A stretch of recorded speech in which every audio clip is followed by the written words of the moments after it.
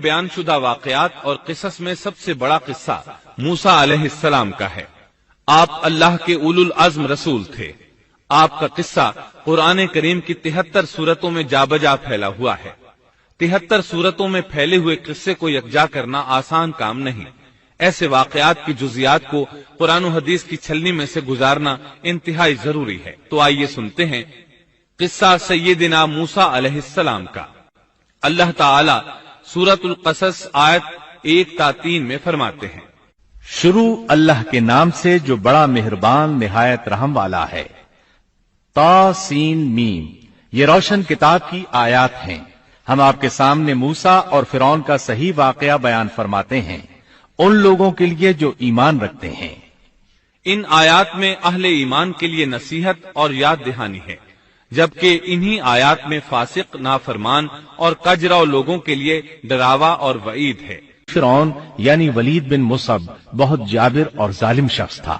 ظلم و جبر کی ان آخری حدوں کو پہنچ گیا تھا جن تک شاید انسانوں میں سے کوئی بھی نہ پہنچا ہوگا، یہاں تک کہ اس نے رب ہونے کا دعویٰ کر دیا۔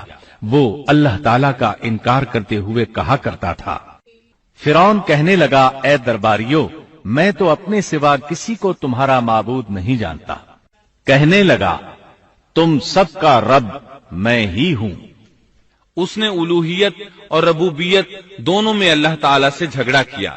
یقیناً فرعون نے زمین میں سرکشی کر رکھی تھی اور وہاں کے لوگوں کو گروہ گروہ بنا رکھا تھا اور ان کے ایک فرقے کو کمزور کر رکھا تھا، اور ان کے لڑکوں کو تو ذبح کر ڈالتا تھا اور ان کی لڑکیوں کو زندہ چھوڑ دیتا تھا۔ بلا شک و شبہ وہ تھا ہی فساد کرنے والوں میں سے۔ اس نے لوگوں کے گروہ اور جماعتیں بنا رکھی تھیں۔ فرعون کے زمانے میں بنی اسرائیل سب سے حقیر اور کم درجہ قوم تھی۔ فرعون نے انہیں حد درجے ذلیل اور بے عزت بنا رکھا تھا۔ سبھی کو معاشرے میں نچلے طبقے میں شمار کیا جاتا تھا، جبکہ مصر میں یہی لوگ شاہانہ زندگی گزارا کرتے تھے۔ فرعون نے اعلان کرا رکھا تھا کہ بنی اسرائیل سب کے سب غلام ہیں۔ وہ ان سے زر خرید غلاموں کی طرح مزدوری لیا کرتا تھا۔ ان کی عورتوں سے لونڈیوں باندیوں جیسا برتاؤ کیا جاتا تھا۔ وہ جو چاہتا تھا ان سے کرتا تھا۔ اس نے یہ حکم اپنی رعایا میں عام دے رکھا تھا۔ مصر کے باشندے اعلیٰ درجے کے لوگ سمجھے جاتے تھے، وہ قبطی کہلاتے تھے۔ فرعون نے بنی اسرائیل کو غلام اور محکوم بنا رکھا تھا، اور اس نے ان میں سے ایک فرقے کو کمزور کر رکھا تھا۔ بنی اسرائیل اس ذلت سے نجات پانے کا انتظار کر رہے تھے، اور اس کی وجہ یہ تھی کہ انہیں ایک بشارت ملی ہوئی تھی۔ اس کے مطابق ان کا نظریہ تھا کہ فرعون کے گھر سے ایک بچہ نکلے گا جو انہیں نجات دلائے گا، اور یہ بھی بیان کیا جاتا ہے کہ یہ بشارت انہیں اس طرح ملی تھی کہ خود فرعون نے خواب دیکھا تھا کہ بیت المقدس سے آگ نکل کر مصر کی جانب بڑھتی چلی آ رہی ہے۔ وہ آگ مصر میں موجود تمام لوگوں کو جلائے ڈالتی ہے، مگر اس آگ سے بنی اسرائیل کے گھر محفوظ رہتے ہیں۔ فرعون نے اس خواب کی تعبیر کاہنوں سے پوچھی۔ وہ کاہن اس کے نزدیک عالم تھے۔ انہوں نے خواب کی تعبیر یہ بتائی کہ بنی اسرائیل میں ایک بچہ ایسا پیدا ہونے والا ہے جس کی وجہ سے مصریوں کی ہلاکت ہوگی۔ یہ تعبیر سن کر فرعون ڈر گیا۔ تب اس نے ایک خوفناک حکم جاری کیا، بنی اسرائیل میں جو بچہ پیدا ہو اسے قتل کر دیا جائے۔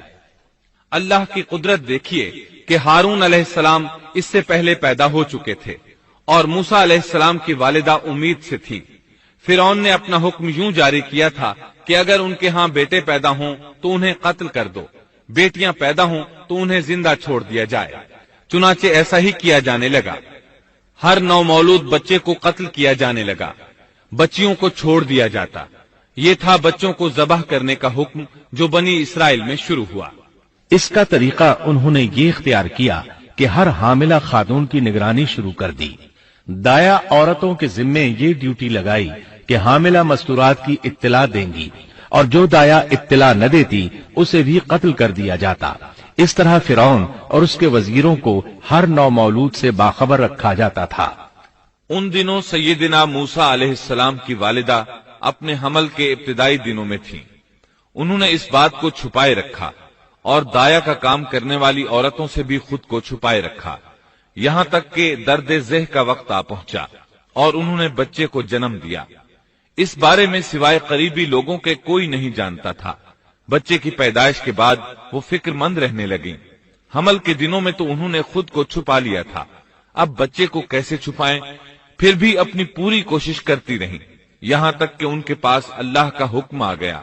ये हुक्म अल्लाह ने उनके दिल में डाला था, यानी इल्का किया गया था। ये वो वही नहीं थी जो पैगंबरों पर आती है।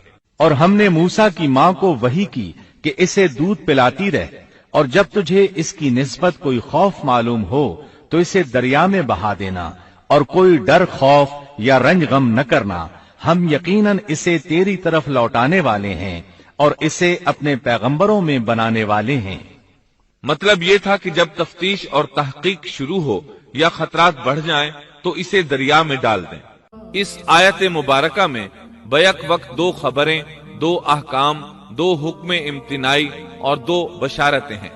यानी हमने मूसा की माँ को वही की कि इसे दूध पिलाती रहे, ये दो खबरें हैं। और जब तुझे खौफ महसूस हो तो इसे दरिया में बहा दे, ये दो हुक्म हैं। कोई खौफ न खा और कोई गम न कर, ये दो इम्तिनाई हुक्म हैं।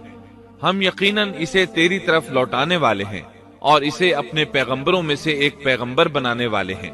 ये दो बशारतें हैं। और फिर वाकई तलाश शुरू हो गई। बनी इसराइल पर सख्ती की गई।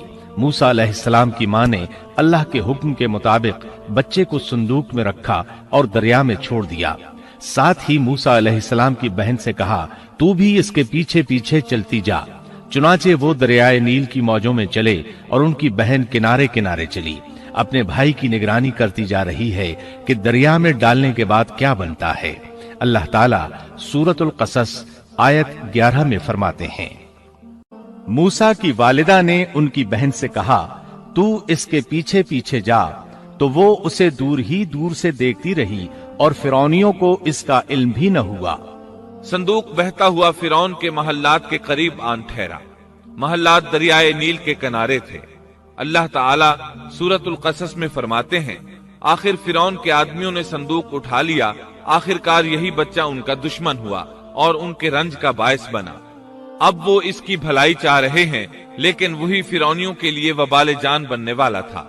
अल्लाह सूरतुल कसस आयत 8 में फरमाते हैं, कुछ शक नहीं कि फिरौन और हामान और उनके लश्कर थे ही खताकार।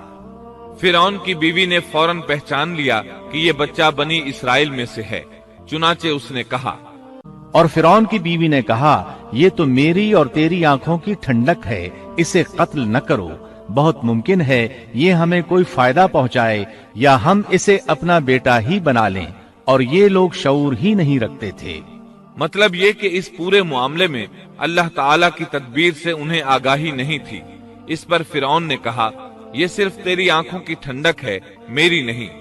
मैं नहीं चाहता बनी इसराइल का कोई बच्चा मेरी निगरानी में पले, लिहाजा ये सिर्फ तेरी ही आंखों की ठंडक है।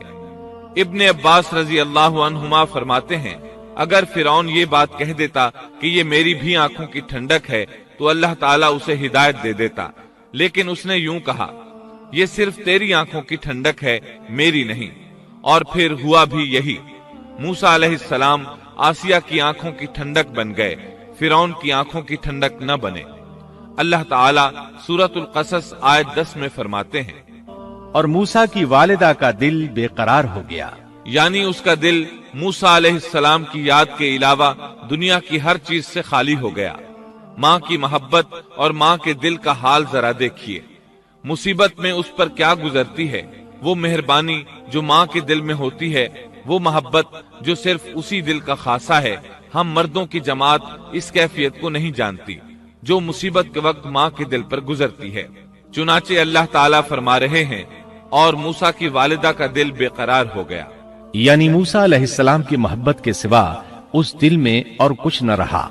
हर वो चीज जो उसे दुनिया में प्यारी थी, मूसा की मोहब्बत पर गालिब ना आ सकी। बस दिल में मूसा ही मूसा थे। अल्लाह ताला सूरतुल कसस आयत 10 में फरमाते हैं, करीब थी कि इस वाक़े को बिल्कुल जाहिर कर देती अगर हम उनके दिल को ढारस न दे देते। ये इसलिए कि वो यकीन करने वालों में रहे। अब देखिए अल्लाह ताला के काम। उनके नूरे चश्म को किस तरह उनकी तरफ वापस लौटाया। बच्चा जब महल में पहुंचा तो उसने दूध के लिए रोना शुरू कर दिया। اس کے پاس دودھ پلانے والیاں لائی گئیں، لیکن بچے نے کسی عورت کا دودھ نہ پیا۔ آخر وہ بچے کو اٹھا کر باہر لائے۔ اللہ آیت 12 میں فرماتے ہیں، اور ان کے پہنچنے سے پہلے ہم نے موسیٰ پر دائیوں کا دودھ حرام کر دیا تھا۔ جو عورت بھی آپ کو دودھ پلانے کی کوشش کرتی ناکام ہو جاتی۔ اب ظاہر ہے یہ رکاوٹ تو اللہ تعالیٰ کی طرف سے تھی، کوئی دودھ پلانے میں کامیاب ہو بھی کیسے سکتی تھی۔ ادھر موسیٰ علیہ السلام کی بہن دور کھڑی یہ سب دیکھ رہی تھی۔ سورۃ القصص آیت 12 میں ہے، یہ کہنے لگیں، کیا میں تمہیں ایسا گھرانہ نہ بتاؤں جو اس بچے کی تمہارے لیے پرورش کرے اور ہوں بھی وہ اس بچے کے خیر خواہ۔ انہوں نے پوچھا، اے بچی تو کیسے جانتی ہے کہ وہ اس بچے کی خیر خواہی کریں گی؟ بچی نے جواب دیا، اس لیے کہ وہ ایک غریب گھرانہ ہے۔ جب انہیں معلوم ہوگا کہ یہ بچہ فرعون کے گھر سے آیا ہے تو انہیں انعام و اکرام ملنے کی امید رہے گی۔ اس گھر میں ایک نیک سیرت خاتون ہے، وہ اس بچے کو بخوشی دودھ پلانا قبول کرے گی۔ انہوں نے کہا، چلو ٹھیک ہے۔ چنانچہ آپ کی بہن انہیں گھر لے آئی۔ والدہ محترمہ نے بچے کو دودھ پلایا تو آپ نے فوراً دودھ پینا شروع کر دیا۔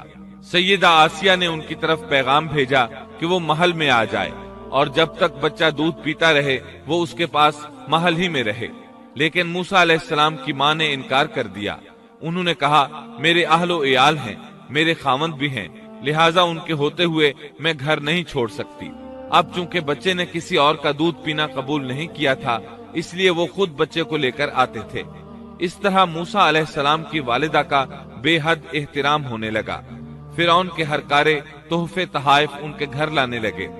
اللہ تعالیٰ آیت 13 میں فرماتے ہیں، پس ہم نے اسے اس کی ماں کی طرف واپس پہنچایا تاکہ اس کی آنکھیں ٹھنڈی رہیں اور آزردہ خاطر نہ ہو، اور جان لے کہ اللہ کا وعدہ سچا ہے، لیکن اکثر لوگ نہیں جانتے۔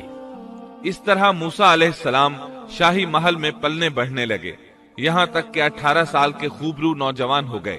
اللہ تعالیٰ آیت 14 میں فرماتے ہیں، اور جب موسیٰ اپنی جوانی کو پہنچ گئے اور پورے توانا ہو گئے تو ہم نے انہیں علم و حکمت عطا فرمایا۔ نیکی کرنے والوں کو ہم اسی طرح بدلہ دیا کرتے ہیں۔ سبيل مريح تنهد يا صاحي كي تستريح وغص الدعاء الخفي الصريح يسعى